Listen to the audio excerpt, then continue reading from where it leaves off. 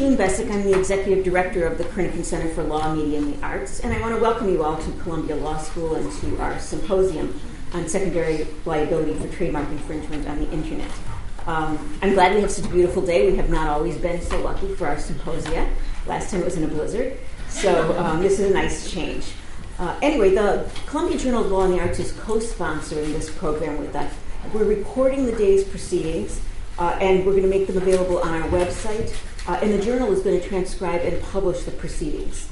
I want to just start with logistical details to make you all more comfortable. The schedule is in your package, your materials that you received when you came in this morning. You'll see that the morning is divided into two sessions, divided by a coffee break, and the afternoon has the same format. We've allowed a lot of time for Q&A, so but sometimes we've grouped the Q&A like at the end of the morning, the end of the afternoon. So if it seems like you're not getting a chance for Q&A, you will. Lunch is going to be served here at the law school, and that'll be after the second of the morning sessions, and we'll make an announcement about that. Restrooms are right outside across the hall. Keep in mind there are two doors to this room, because sometimes everybody kind of congregates over there, and if you just want to slip in, sometimes this one is just as easy, so keep that in mind. If you're looking for CLE credit, there was a little glitch. Sign in at the first break. So make sure to do that, and then sign out for the morning session, sign back in for the afternoon session. Now, normally Columbia has a firewall up, and unless you have a code in your computer, you can't access our network, but we have asked them to take it down for today. I think they've done it. If there's any problem, let us know. And if you have any other questions, you can ask outside at the desk, and one of us will be happy to help you. We didn't put all the materials in your handout just because of the volume. They're all available on the Kernochan Center website, which is www.law.columbia.edu/Kernochan. We did put the relevant portions of the U.S. trademark law and the EU directive in your packets. And then before we start, I want to thank a couple of people. One is Pippa Loengard, and the other is Cindy Tangoro. Pippa is the assistant director of the Kernochan Center, and Cindy's our program coordinator, and they put a lot of work into making this program a success, so I thank them both. Throughout the day, we're going to be keeping introductions kind of short, so everybody's got a lot of things in their bios, but we don't want to take up a whole lot of the time that people could be speaking with that. So we'll give brief intros, and if you want more introduction, more information about any of our speakers, it's in your package. Now I want to introduce Yafit Lev-Aretz, who is in the second year of a 2-year fellowship at Kernochan Center. She got her LLM from Columbia, and she's working toward her SJD at Penn. She was instrumental in putting together this program, and she's going to provide a brief substantive introduction to the program.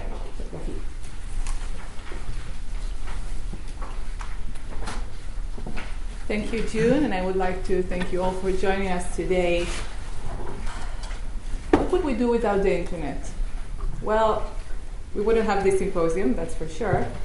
But on a more serious note, the digital age and the internet in particular has changed the rules of the games.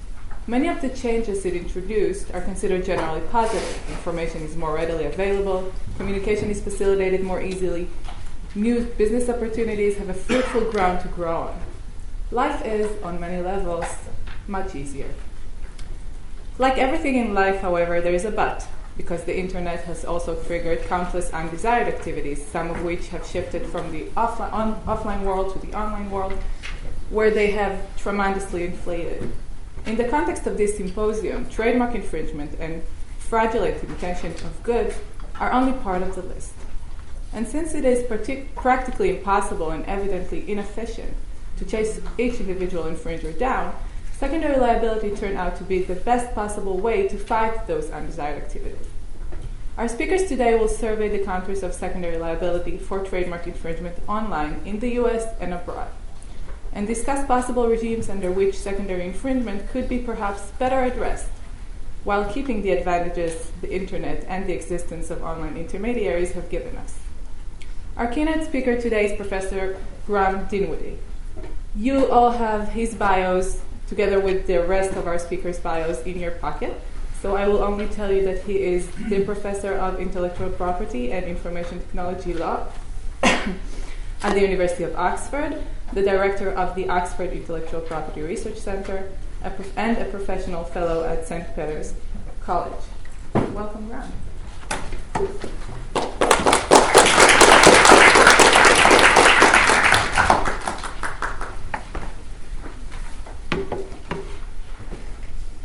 Thanks very much, Yafit, for that introduction. And it's always good to be back. Columbia. I was just commenting to Stacey Dogan earlier that, in fact, that it's now 25 years ago since I first arrived here with a slightly different accent than I now have. Unfortunately, the speed at which I speak hasn't changed from 25 years ago, so if I'm going too fast, as I inevitably will, please indicate that, and I'll try and slow down for purposes of comprehension. I'm just make sure I got the slides up properly. Good. Before trying to paint the international landscape of secondary liability for online trademark infringement, I'd like to briefly address what we mean by secondary trademark infringement, and also address some of the basic policy considerations that are put in play by its application in the online environment. Most countries have long recognized a cause of action for engaging in conduct that U.S. law would call secondary trademark infringement.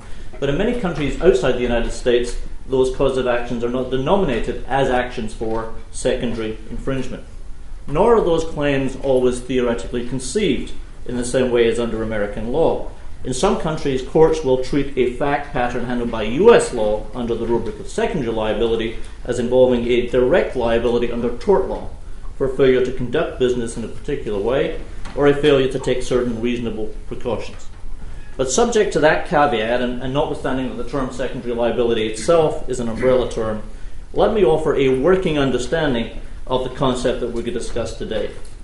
By secondary liability, what I mean is liability that doesn't turn on the defendant itself using the plaintiff's mark, but rather on the defendant being held responsible for the infringements occasioned by the use of the plaintiff's mark by a third-party infringer.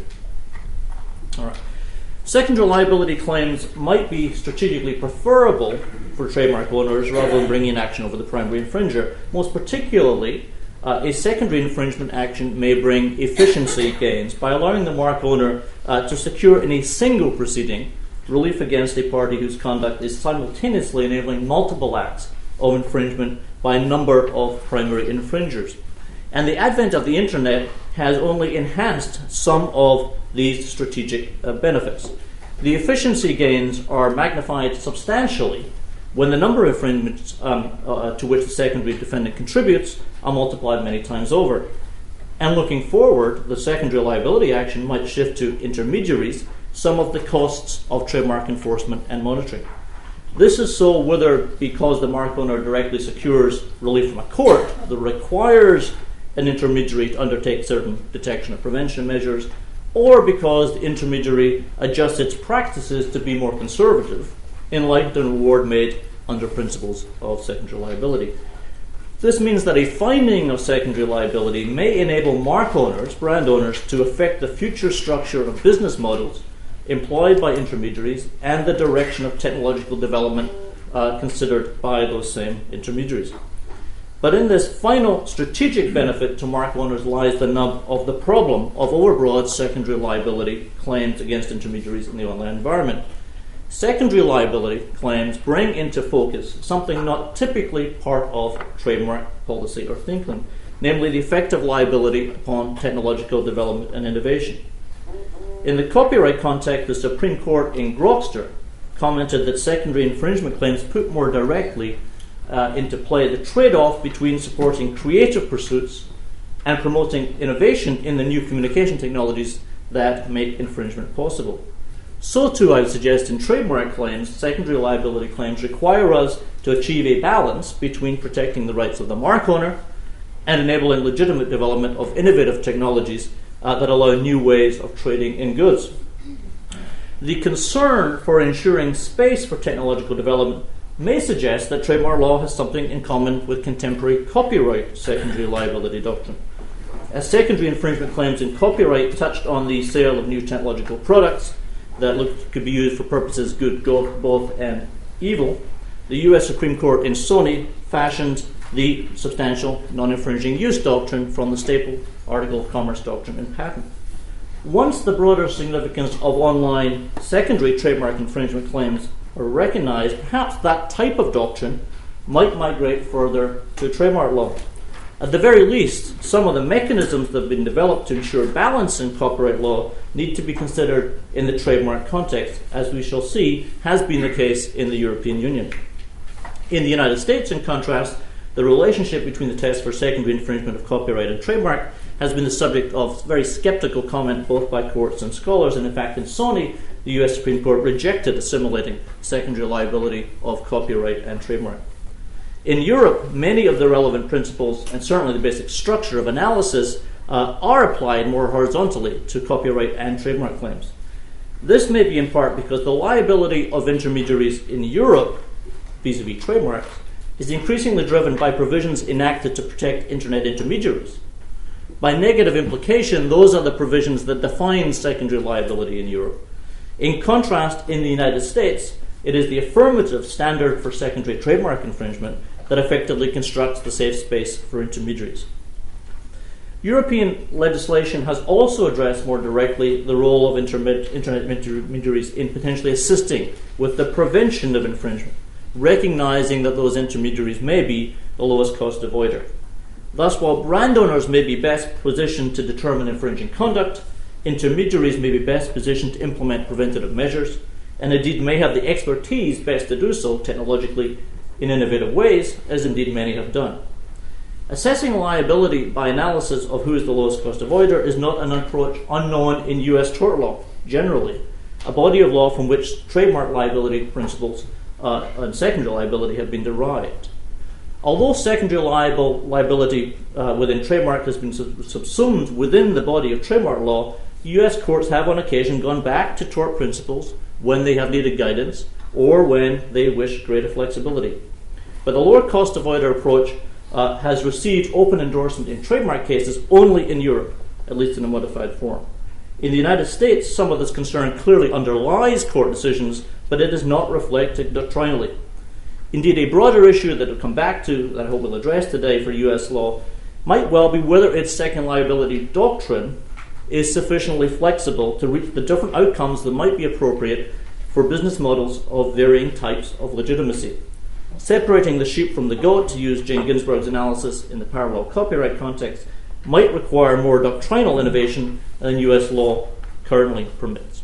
But that's getting a little bit ahead of myself. I've been asked to talk about the international landscape on the question of secondary liability, so let me turn to that precise topic, which will help to explain that I'm going to spend a lot of time talking about a bottom-up understanding of European and US law. So let's talk about the international landscape. If one reads the term international to mean as a matter of multilateral nation-to-nation obligations, international law has nothing much to say on this topic. TRIPS really doesn't dictate any particular approach to secondary liability. The trademark part of the agreement doesn't speak to the issue, and the enforcement part is stated with sufficient generality that it probably can't be read to require any secondary liability, let alone any particular form of secondary liability. At WIPO, the Standing Committee on the Law of Trademarks did conduct an informational meeting this time last year to discuss the role and responsibility of intermediaries in the field of trademark law. However, 3 weeks later, the committee decided not to work further on the topic, opposition being expressed by, among others, the European Union. Now, for some time before that, EU member states might perhaps have thought that the ACTA negotiations would have been a viable alternative forum in which to address this topic. But by July 2012, the European Parliament had killed European adoption of that agreement when it refused to consent to EU ratification.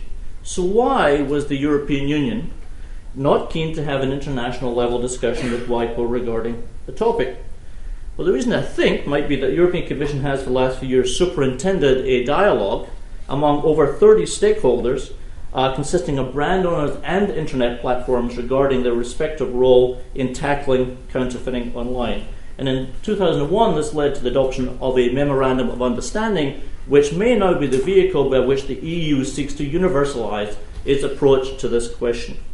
The Commission has noted that such agreements can be more easily extended beyond the European Union, unquote. Indeed, the US administration has shown interest in this Memorandum of Understanding in bilateral discussions with the EU.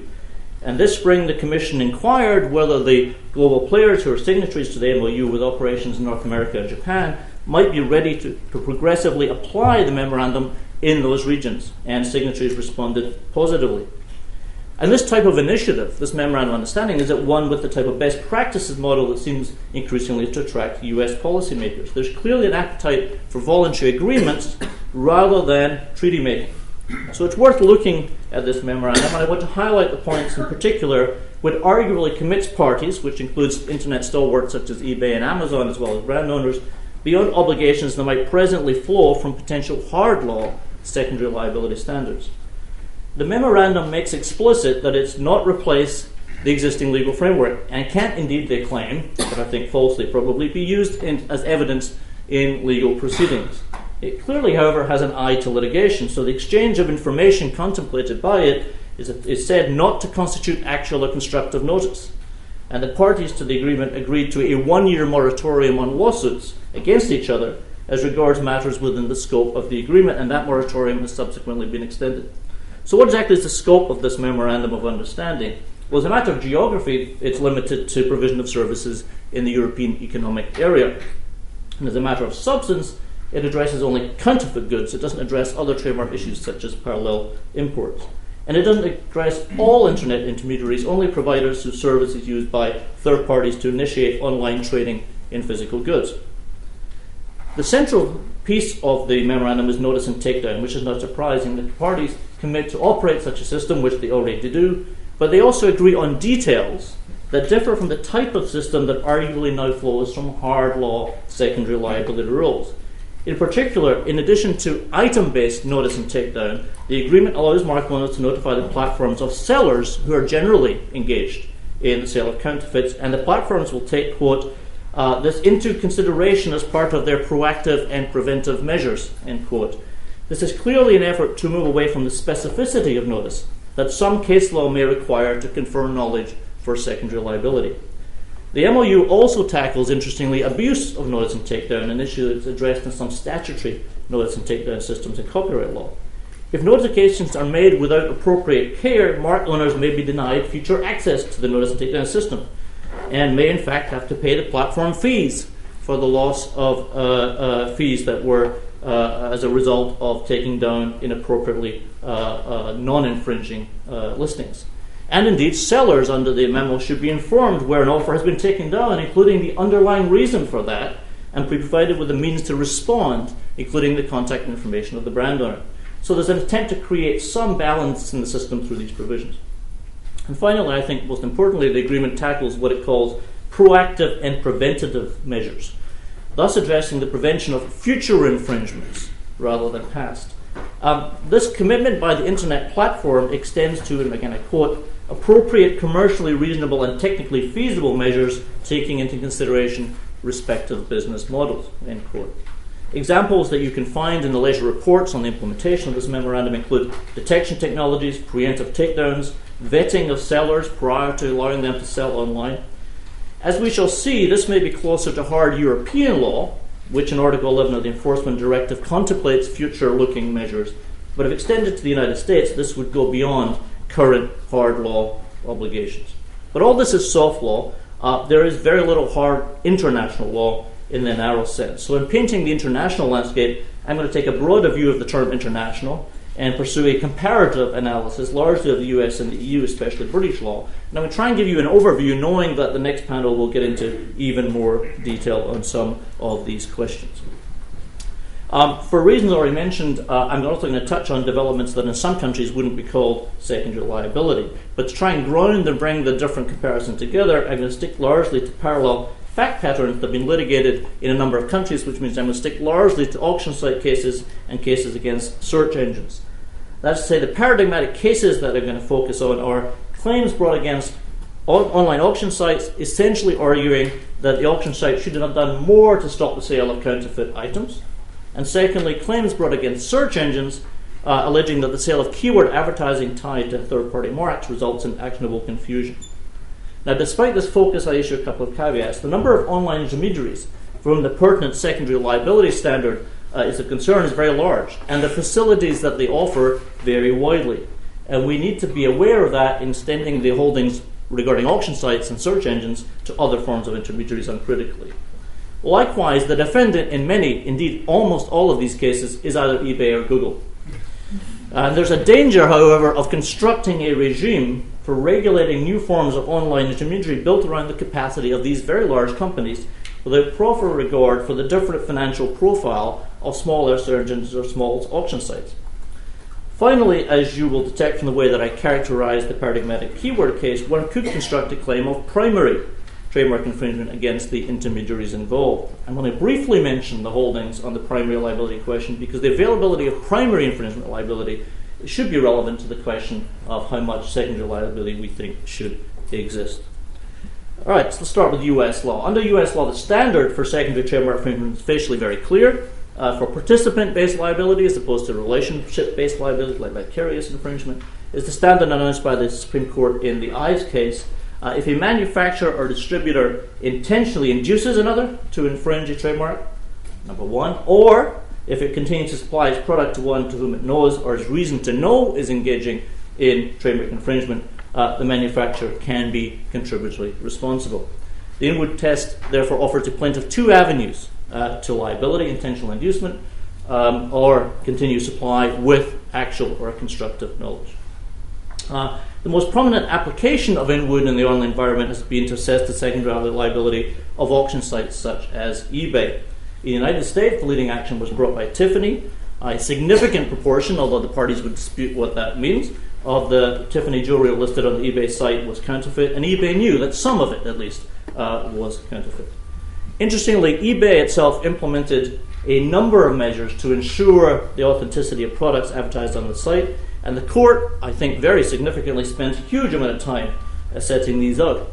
All in all, they came to expenditures of over $20 million per year. Despite that, Tiffany brought an action against eBay, among other things, for contributory infringement. Tiffany didn't argue that eBay had induced counterfeits, so we're focusing on the second prong of the Dinwoodie test. As to that claim, eBay did not continue to supply services when Tiffany put out an actual notice of listings of counterfeit goods. Indeed, eBay never refused to remove a reported Tiffany listing, doing so normally within 12 hours and, worst case, within 24. Thus, Tiffany's claim rested on the allegation that eBay had continued to supply services as regards other listings, which by virtue of its generalized knowledge of infringement somewhere on the site, it had to reason to know were infringing. Essentially, the argument is that the widespread nature of infringement constitutes constructive knowledge. Well, the Second Circuit, in 2010, affirmed that for contributory trademark infringement to lie, a service provider must have more than a general knowledge or reason to know that its service is being used to sell counterfeit goods. Some contemporary knowledge of which particular listings are infringing or will infringe in the future is necessary. I one took seriously the Second Circuit's suggestion that the standard for secondary liability was derived from general principles of tort law. Analysis of considerations commonly informing lowest cost avoider analysis might arguably have been relevant. But some of that type of analysis may have crept in despite the court's disavowal that that's what it was doing. Thus, court spends a huge amount of time discussing these sizable efforts that eBay had made to detect and prevent infringement. Moreover, the court noted that eBay was hardly in a position to determine which Tiffany products were counterfeit, which were not. In fact, many Tiffany sales agents couldn't tell the difference. It never saw or inspected the goods. And the court also suggested that private market forces gave auction sites a strong incentive to minimize the sale of counterfeits. Now, this holding was likely a narrower view, I would suggest, of the knowledge requirement than you had previously found in earlier bricks and mortar cases. But it creates a rather wooden, almost binary liability system. If the intermediary got specific notice of a specific listing and did not act, it's liable. Otherwise, it's not. The court did, however, leave one opening for mark owners who had not given notice regarding individual listings, suggesting that willful blindness may satisfy the knowledge standard. The court didn't find willful blindness merely because eBay knew generally that infringements were occurring, and eBay didn't ignore the information in this case that it had been given. But this opening may still leave later courts with room to reach a different result when a defendant with a less legitimate business model makes less reasonable efforts at preventing infringement. And the only fear I would caution here, to go back to my earlier remarks, is that with their smaller efforts, without the capitalization, or sophistication of eBay might find that their relatively less impressive efforts, given their financial condition, might actually be interpreted as willful blindness. And so there's a danger we need to be aware of in using the potential exception that the court identified. There has been less developed analysis by the US courts of potential secondary liability of search engines for infringements committed by advertisers to whom they've sold keywords. This is because most US courts analyze the liability of search engines as a matter of primary trademark infringement. The only substantial resistance to this occurred in the Second Circuit, and the court's 2000 decision in RescueCom brought such cases back within the primary infringement rubric, even in the Second Circuit. Now, the conduct of search engines could be characterized very much like that of the auction sites. Moreover, from the mark owner's perspective, suing the search engine has the same strategic benefits as the secondary liability claims against eBay. And as with eBay, search engines have developed policies under which they will, in certain circumstances, disable ads upon notice from a trademark owner. In the European Union, secondary liability is now the only basis on which the mark owners can hold the search engines liable for this conduct. And the reasons proffered by the Second Circuit in RescueCom for distinguishing its prior 1-800-CONTACT decision, I would suggest, reek of secondary infringement analysis. To what extent did Google's keyword suggestion tool effectively induce the primary infringing conduct? And to what extent did the selling by Google of particular marks, as opposed to categories of marks in 1-800-CONTACTs, affect the level of contribution and causality relevant to Google's culpability? Certainly, these do not seem like considerations typically relevant to primary trademark infringement. Indeed, this disjunction has caused Stacey Dogan to label the RescueCom endorsed cause of action as a curious branch of direct trademark infringement designed to distinguish between innocent intermediary and one whose technology and business model deliberately seeks to confuse, which seems to me a classic secondary liability function. Assessing culpability under primary infringement does not appear, however, to be altering the outcomes in search engine cases. On the whole, search engines win. To be sure, Google, even under the Tiffany standard, could be held contributory liable if an advertiser is found to be primarily infringing and Google, after specific notice, doesn't disable the ad. The frequency of that's going to depend on how often you have an act of infringement committed by the advertiser, and the results on that also seem to be largely pro-defendant. The reversal of the district court decision in Rosetta Stone versus Google dismissing the primary and secondary infringement claims against Google doesn't persuade me otherwise, and I have a slide on this, but I know Stacey's going to address that in the next session, so I'm not commenting on that further and look forward to her remarks. Other than to say one thing, all right, which is the upshot at the end of the day still is a notice and takedown system that will be operated by surgeons to immunize themselves from liability. Although one, I would suggest, can predict further and further liberalizations of that policy, unless somewhere in the United States advertisers start to lose cases based upon keyword advertising as a matter of primary liability. All right, let's turn to EU. Similar claims have been brought against both Google and eBay for almost identical conduct in a number of European countries. These claims included allegations of both primary and secondary trademark infringement, although, as I said to you earlier, secondary infringement claims are sometimes denominated or even conceptualized a little bit differently.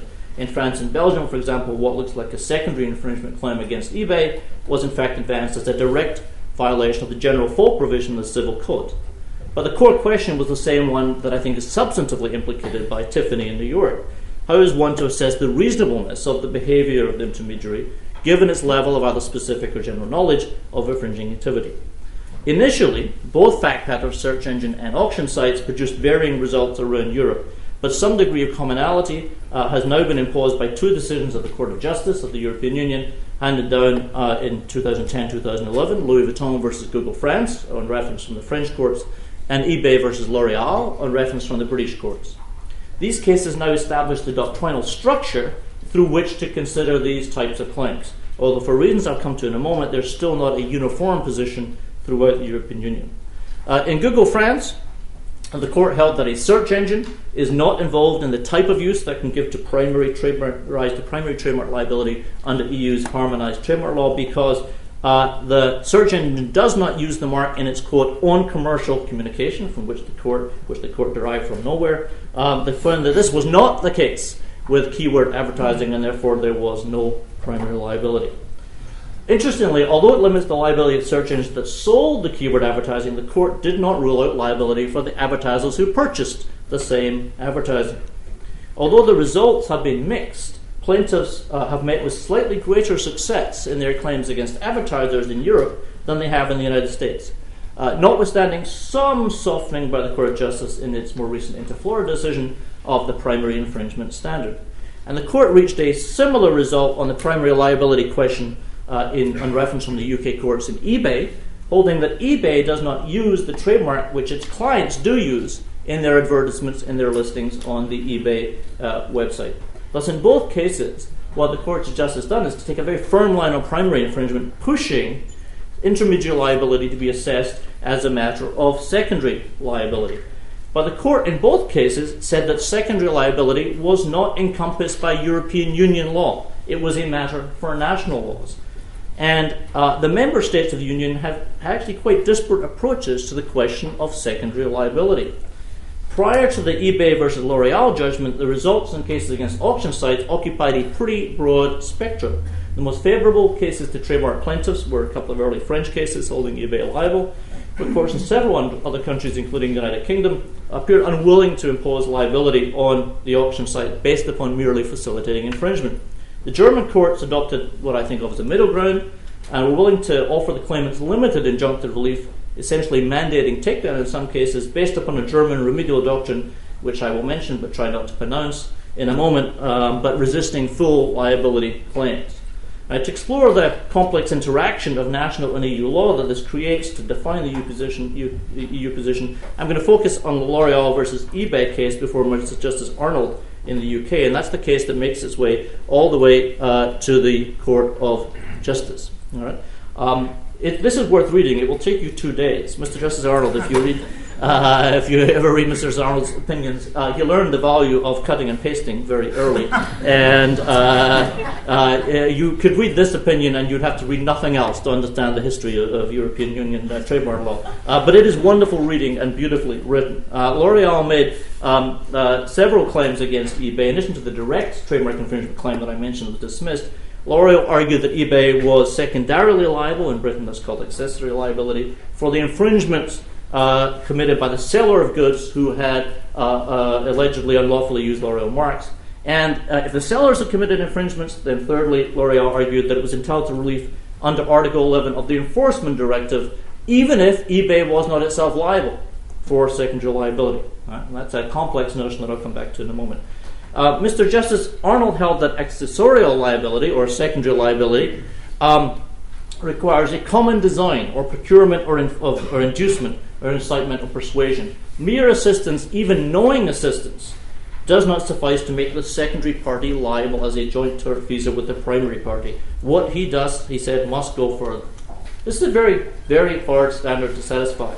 Mere knowledge on the part of the supplier that it might probably be used to infringe doesn't get the claimant there, even when it's combined with facilitation. Consistent with the approach in the United States, whether eBay had taken all reasonable steps that it could was not formally the issue.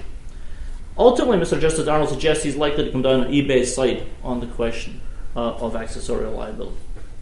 Now, I mentioned the UK courts are at one end of the spectrum on accessorial liability, therefore more pro-eBay. What of all the other member states, given that we have this wide diversity? You might think it's absolute chaos in Europe. In fact, my statement that it's entirely the subject of national law somewhat overstates the level of European fragmentation.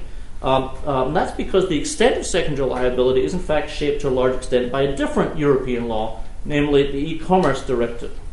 Thus, although the showing that a plaintiff must make to hold an online intermediary secondarily liable for trademark infringement is not harmonised, the conditions under which such defendants will be immune from liability are harmonised at the European level. Transcending the terminological and the conceptual difference among secondary liability standards for trademark infringement would have been very politically fraught. Enacting anew a common set of online immunities was a more achievable task, which is a lesson perhaps to bear in mind if we wish to internationalise the standards. Thus, Article 14 of the e-commerce directive provides a hosting safe harbour that won't look unfamiliar to those of the United States in Section 512 of the US Copyright Act. However, it applies horizontally to trademark claims as well as copyright claims. and to unfair competition or tort claims under national law.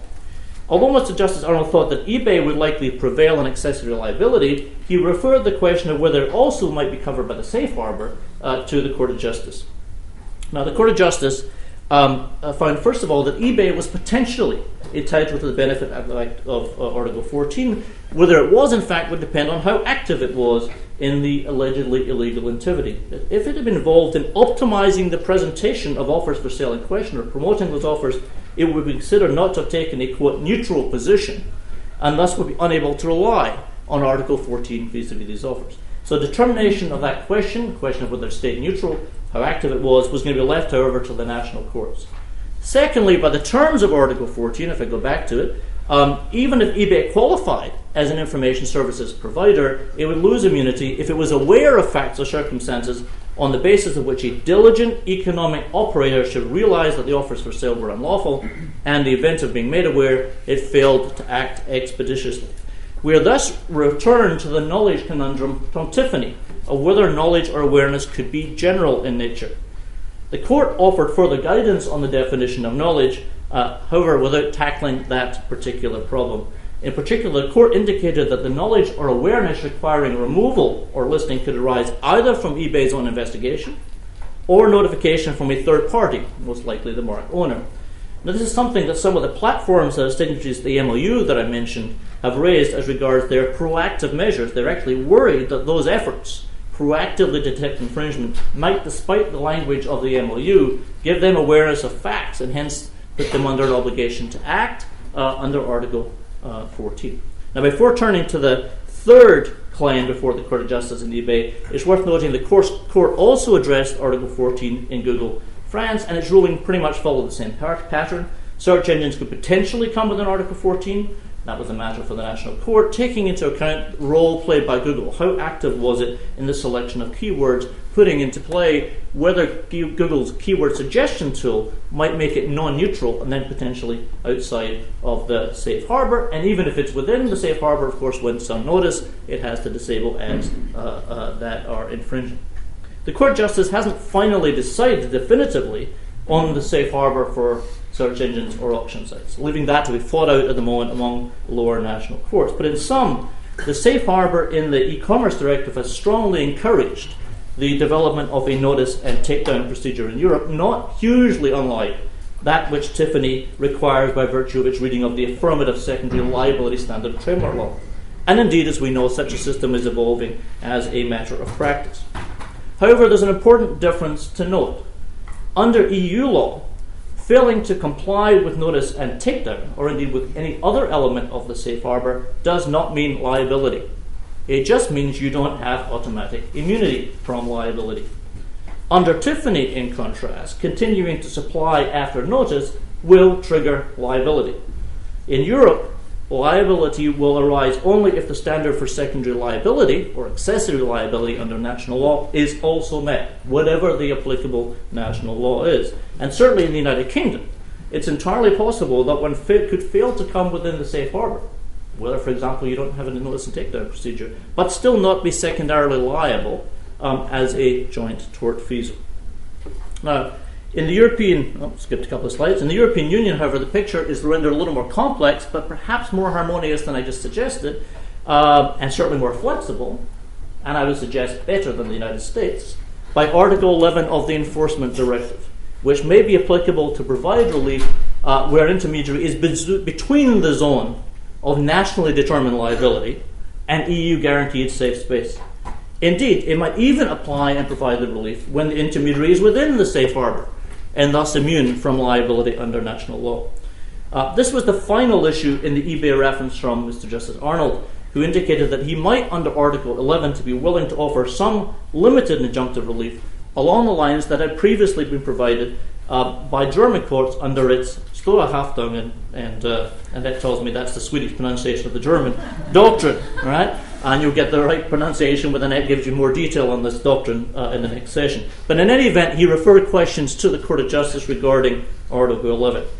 The Court of Justice ruling on this articulates many important propositions, although I think it's not definitively answered many questions. Article 11 of the Enforcement Directive, which I have on the screen, I'm reading from the second blue part that's on the screen, provides that member states must ensure that right holders are in a position to apply for an injunction against intermediaries whose services are used by third parties to infringe an intellectual property right. Now, the question for the Court of Justice was whether Article 11 meant that trademark owners could secure against the operator of an online marketplace like eBay, whose services have been used to infringe rights, injunctions requiring that operator, eBay, to take measures to prevent future infringements of the rights. The Court held that they could under Article 11. So what might these measures be? The Court recognized that the precise measures were for national courts to devise using the procedural devices that vary throughout the European Union. However, it did sketch some general parameters, it did offer a couple of non-exhaustive possibilities, and it also stressed the limits of some of the forms of relief that were possible. As a general matter, measures must be effective and dissuasive, but it must also be proportionate. The need to strike a fair balance between the various rights and interests involved. As illustrations, the Court mentioned only the possibility of an order to suspend the perpetrator of the infringement so as to prevent further infringements of that kind by the same seller in respect of the same marks, and orders to take measures to make it easier to identify primary infringers. German case law in particular might offer additional hints about the options, but I'll leave that to Annette. Finally, the Court said that the measures could not impose an obligation actively to monitor all of the data of all of the customers in order to prevent any future infringements via that provider's website. This would not be fair or proportionate. Nor can the measures create barriers to legitimate trade by enacting or effecting a general and permanent prohibition on the selling on that marketplace of goods bearing the marks. So recall that the Tiffany Court suspected that the lawsuit was in large part not just to stop counterfeits, but in fact also to stop the permissible resale of used Tiffany items. Now, quite what all of this structure means in practice is not entirely clear. The case went back to Mr. Justice Arnold to work out how to craft such an order. He's not normally slow with these things, but the case has died with no order yet emanating from the British court. And instead, I think the reason might be that the process in Europe has turned more towards private ordering and the memorandum of understanding that I mentioned at the beginning. The Court of Justice hasn't actually had an opportunity to comment further on the application of Article 11 in the trademark context. However, Article 11 extended to all intellectual property rights the mechanism that was previously enacted as regards copyright in Article 8.3 of the Information Society Directive. The developing jurisprudence under that parallel provision should perhaps give some comfort to those who are concerned that the mechanism is simply a backhanded way of putting all the burden of policing on intermediaries. In that context, in the context of Article 8.3, the Court of Justice has decided two cases brought by a Belgian collecting society, Sabin, seeking an order for an ISP, Scarlet, and a social media network, Netlog, to install a filtering system to help prevent future infringement of copyright facilitated by their respective services. In both cases, Sabin versus Netlog, Sabin versus Scarlet, the court found that the immunities of the e-commerce directive were applicable to prevent full liability. And in both cases, the court found that Article 8.3 of the Information Society Directive was potentially applicable to provide limited relief. But in both cases, the court found that the imposition of a filtering system could not be justified under European Union law. The court considered that the question of the appropriate relief had to be considered in light of other European instruments, as well as general principles of European Union law and fundamental rights enshrined in the Charter of Fundamental Rights of the European Union, which has been elevated to full status in European law since the Treaty of Lisbon. In particular, the court also looked to the e-commerce directive, which in Article 15 prohibits a general obligation on ISPs actively to monitor. The general principle of European law, that any relief had to be proportionate, and the fundamental right, I think this was an important one that I don't think people identified at the time, to freedom to conduct a business guaranteed by Article 16 of the Charter. The requested obligation to filter all data from all customers for any future infringement of intellectual property for an unlimited time, which strikes me as asking for a bit too much, violated each of these different principles of European Union law. So what this case is, I think, established, which a lot of opponents of these types of provisions would have feared, is that in fact you can have an extremely balanced framework through which courts can think about the competing values of ensuring effective enforcement and ensuring enough room for technological innovation. Moreover, Mr. Justice Arnold has not been entirely quiet. He hasn't been able to hand out anything in eBay, but he has also tackled the Article 8.3 issue.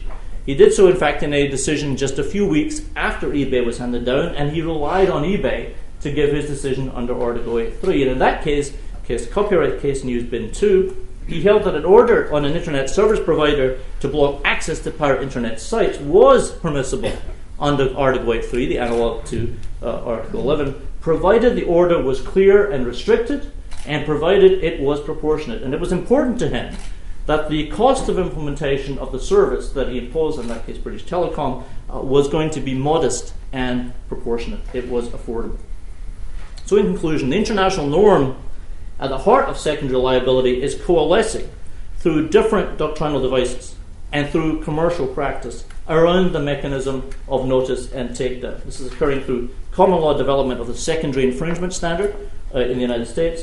In Europe, it is occurring through the interaction of a directive designed to ensure effective enforcement, the Enforcement Directive, and a directive, the E-commerce Directive, designed to create safe space for legitimate and innovative online actors. This is the correct set of interests to be taken into account in these cases.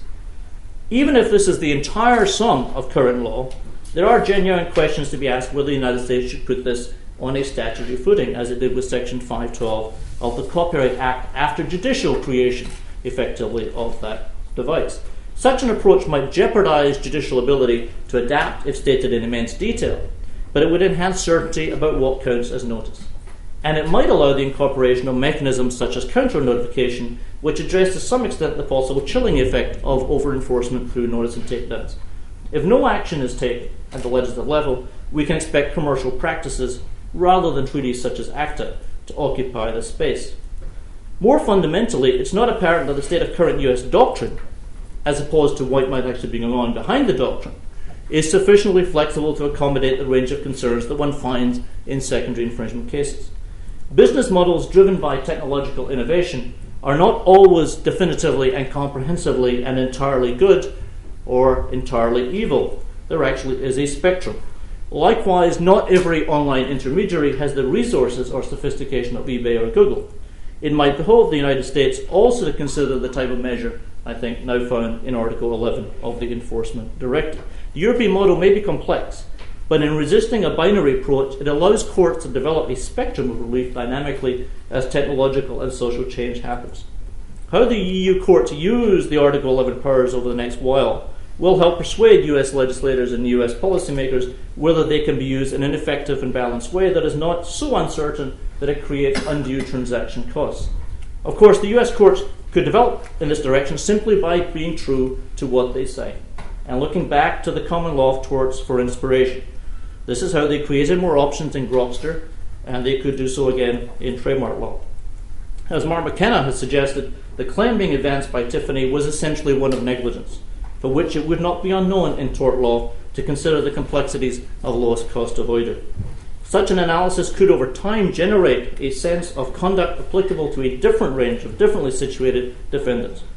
This does seem like the impulse that underlies some of the analysis in Tiffany, and it may be no bad thing for the doctrine to match what the courts are actually doing. This might still allow eBay to prevail, but the less diligent and reasonable defendants may fare differently.